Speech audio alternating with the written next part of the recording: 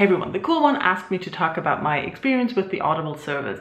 And before we do that, I need to mention that Audible is not sponsor of this video. They're not giving me any money to say anything I do, and it's going to be positive. I'm not going to rant about the service, but I'm talking about my history with the service and my experience. When I started using Audible, I wasn't an avid audiobook listener. I wasn't consuming that many. I had a few and I had tried different services, but I wasn't a regular consumer. But I noticed that listening to audiobooks helped me exercise and run and keep me entertained and motivated. So I started using Audible in 2012. I started with the audible.de, which is the German website. I had 1 credit per month and I really liked the idea.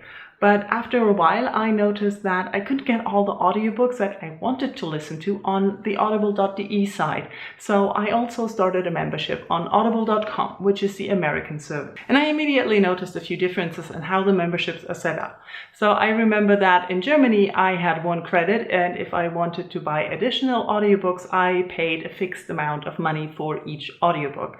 In the American Audible, I could get a certain percentage discount, but not a fixed amount. So there was a difference. I also noticed that on the German Audible site, I could use half credits for shorter audiobooks. I've never seen that on the American Audible.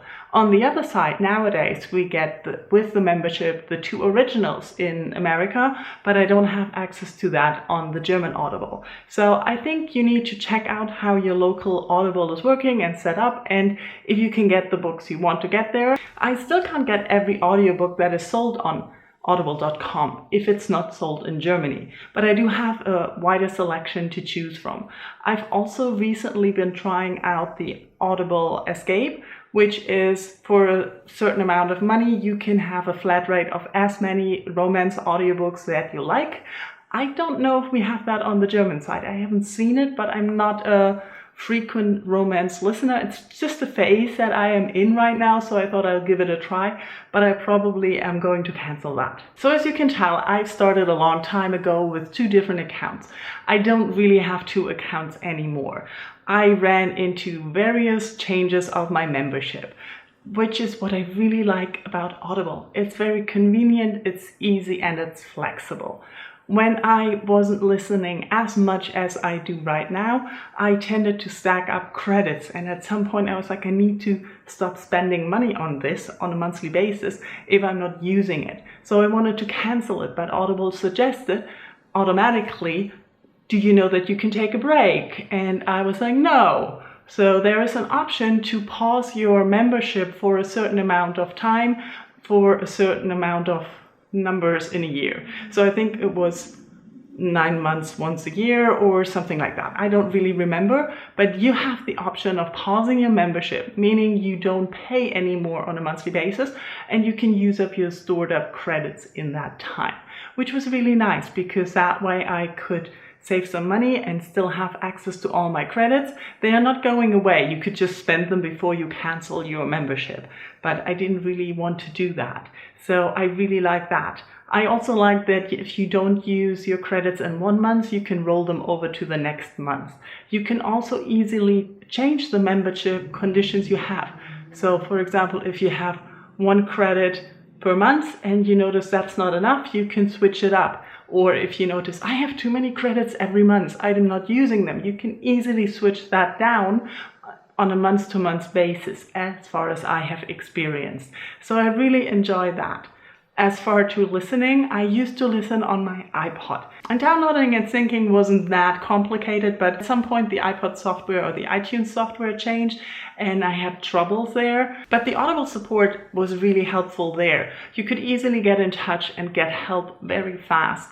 And I found out what I had to do to keep on listening on the iPod. When I switched from a Windows phone to an Android phone, I also reluctantly started using the Audible app, which I totally love now. You can change the speed, much more flexible than I could on my iPod, and sometimes I like to listen faster or normal speed or different speed for different audiobooks, and you can easily adjust that. Also, I like that you can easily get audiobooks on your phone and download and kick them off your phone and download them again.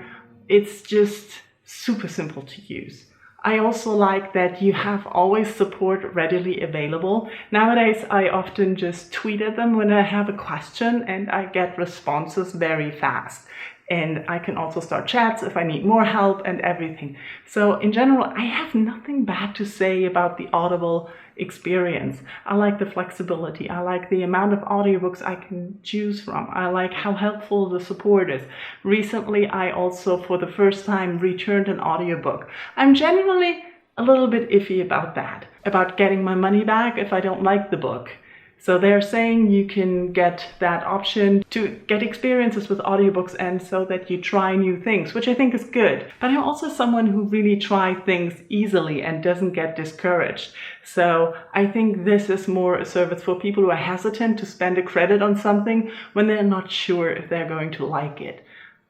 But I don't know. I think it's a nice offer, but I'm not using that on a regular basis. But returning the audiobook was super easy and I got my credit back within a day. As you can already tell, I really like the service. I like how flexible it is, how easy it is to change and adapt to your own desires, lifestyle, and what you want to get out of it. You just need to try around a bit and be open to experiment with what the service has to offer. There are some things like the PDFs that you get with some great courses, for example, or with memoirs. You can't access them through your phone, which I think is a little bit sad because that would be so easy, but you can download them from the website on your phone. So I'm just lazy. I like how convenient the app is, and it really helps me browsing through things, looking for things, and adding stuff to my wish list all the time. And then you can just easily buy out of your wish list very fast when you need a book. Yeah, as you can tell, I really got into audiobooks through the Audible service. It really enhanced my experience with the listening and also with the appreciation of good productions and also good narrators. Okay, I rambled enough. If you have anything to add, tell me your Audible experience. If you have any questions, just ask them below and I'll try to answer them if I can. And thank you for watching. Bye-bye.